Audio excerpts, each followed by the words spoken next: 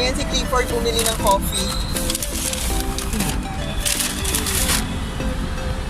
Wala, vlog.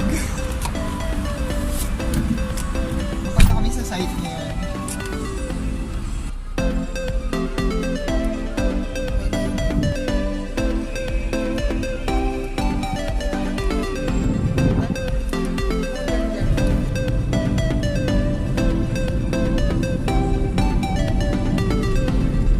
Hi guys! Today, punta kami sa site. Ito yung renovation project in Cavite.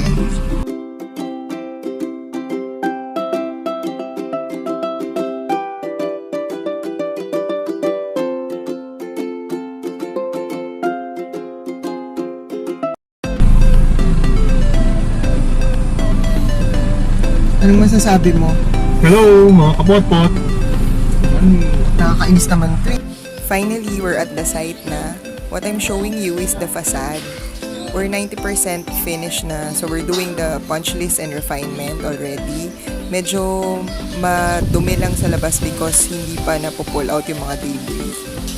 The peg of the owner is to make his house feels like a vacation house. So we did a overlay concrete in the facade to mimic a cabin cottage look. Yung typical American cottage look house. This is the concrete overlay groove that we added to achieve a cottage house design like these facades.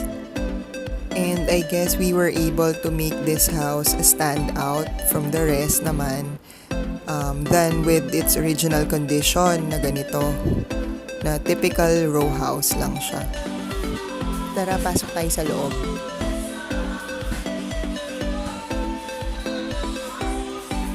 So ayan, medyo marami lang nakatambak in the middle. Pero yun nga, we're in punch list and refinement period na. So just to give you a glimpse of our scope here, we changed the flooring and the ceiling as well. Also all the doors. And meron kami mga hinak na some partitioning.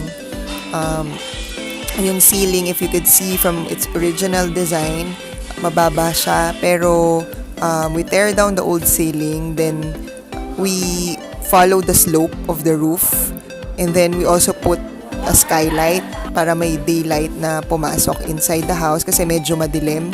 Since isa lang yung window niya, in front lang, yun, we added a skylight. Here's the before or original look of the house. So very low ceiling and ugly paint choices and very cramped area.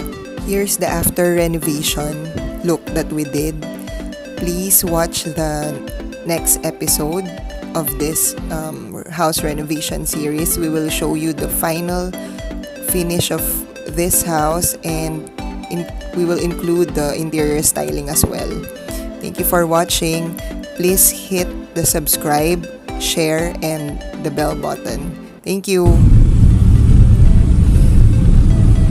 Hi guys!